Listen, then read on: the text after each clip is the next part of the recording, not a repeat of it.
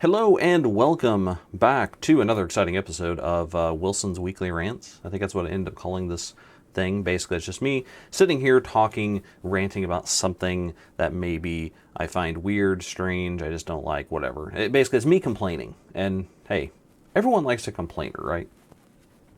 Let's carry on.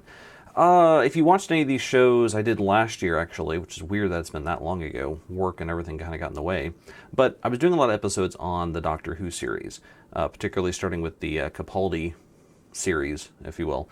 That started with Series 8.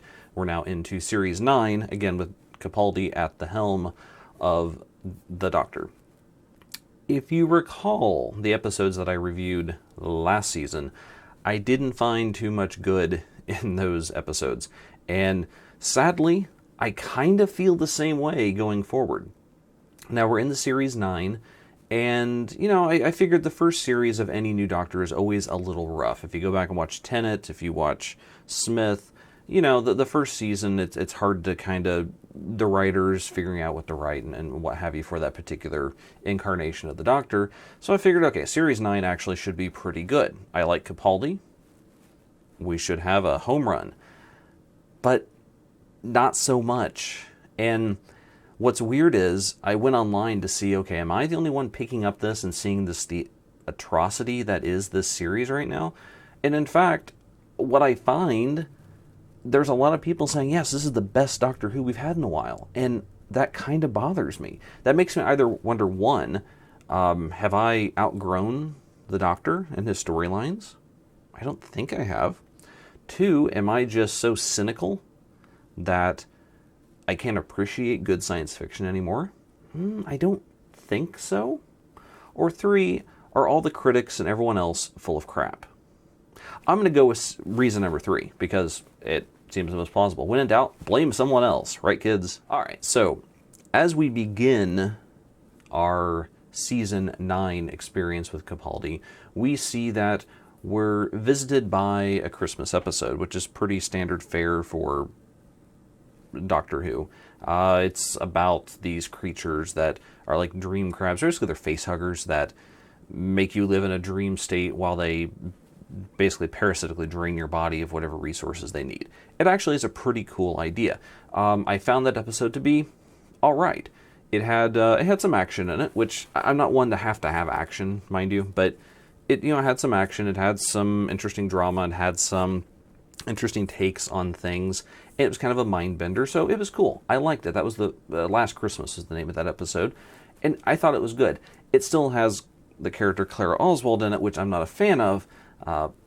But fortunately, she's going away, so thumbs up for that one. No hate against the actress. I think she does a fine job. I just think the writers have been writing her character in a very odd way since Capaldi's come about. And I talked about that in my other videos of last season, so I won't rehash that. But overall, the first step into Season 9 was pretty good. I was happy. 2 thumbs up. Next comes a two-parter. This was an episode entitled The Magician's Apprentice, followed by The Witch's Familiar. It was, for all reasons, really, it was one episode. It was just spread out. In this one, we encounter one of the Doctor's oldest and most overused enemies in the Daleks, and Davros, who, of course, is the creator of the Daleks and supreme leader and blah, blah, blah, blah, blah, who has been killed countless freaking times. And this probably brings us to, anyway, the first real issue I have with the Doctor Who universe as a whole, and that is they like to just keep doing the same thing over and over and over again. They do.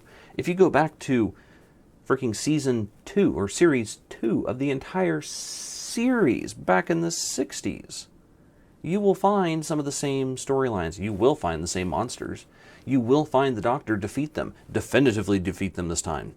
But they come back. I mean, how many times have we seen the Daleks completely obliterated since Tennant? Tennant did it. Smith did it. Well, heck, the Doctors before him did it. They've all done it, yet he keeps coming back. So you have to wonder, you know, if you're the Doctor, do you ever really see finality in anything that you do? Probably not. You're a Time Lord, whatever. But, so fine. We are reintroduced to Davros. We're reintroduced to... I'm not sure if they're actually on the planet Skara or if it's just a recreation of what it once was, but either way, we find ourselves on this planet. The Doctor is captured. Well, not really captured. He volunteers to go because he's being chased by a guy made up of snakes, which I will admit was kind of a cool character. This he was essentially a bounty hunter going around traveling through time trying to find the Doctor, and he was made up of individual snakes that stood in a robe, and it was kind of cool. I'll give him credit for an interesting new creation. Of course, we don't see him very much, so it's a shame. So back to the Magician's Apprentice. The episode starts off with the Doctor finding this little kid on a battlefield and surrounded by mines. But it wouldn't be simple enough and cool enough to just say he's surrounded by mines, he stumbled into a battlefield. No, the mines are hands with eyeballs on them. I think he calls them eye mines, actually. Really? And they're everywhere. These hands just start popping up. Why?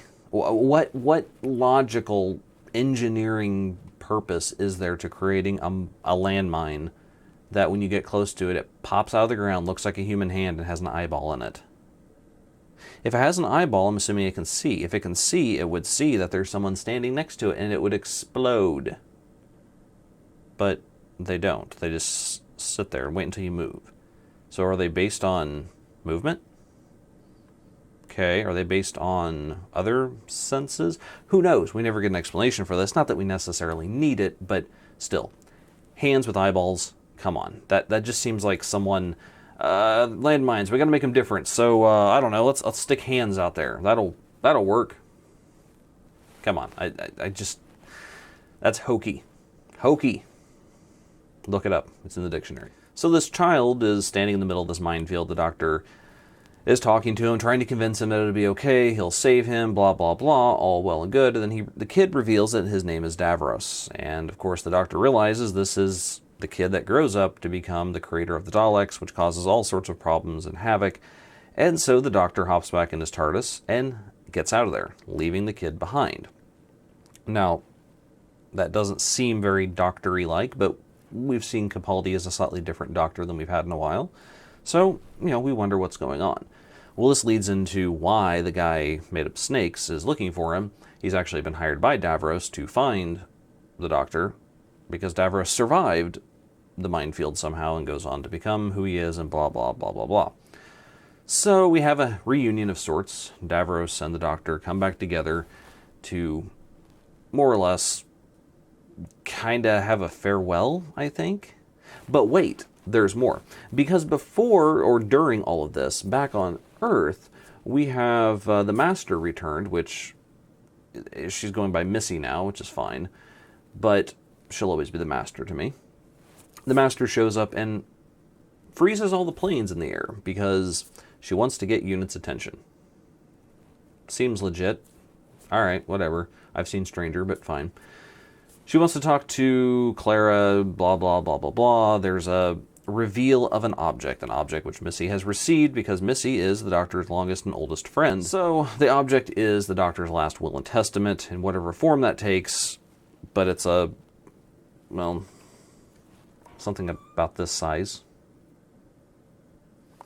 And stone, like has gears and stuff on it. I don't know. Supposedly when a Time Lord dies and they know they're going to die, they send it out. But here's the question.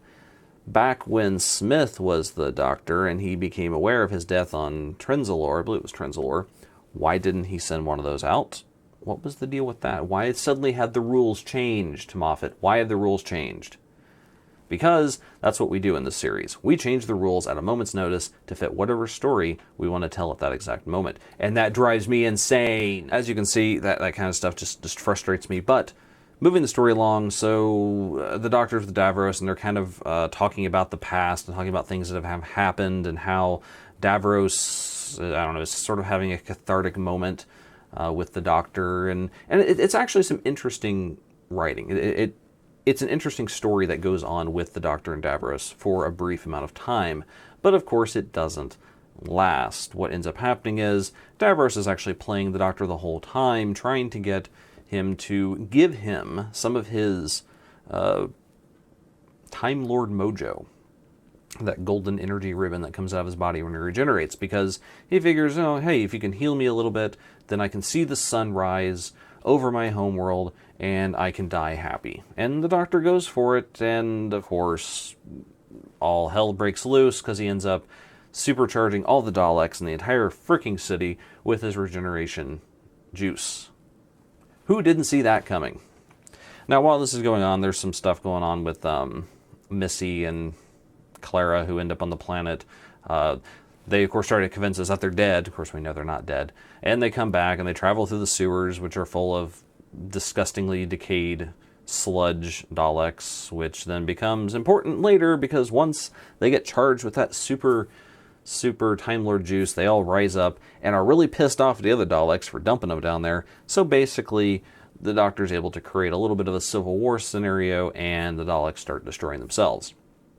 Fast forward, the Doctor gets out, Clara gets out, Missy seems to get caught by the Daleks, but she doesn't seem too upset about it, so we know something's going on there, and that pretty much wraps that 2-episode arc.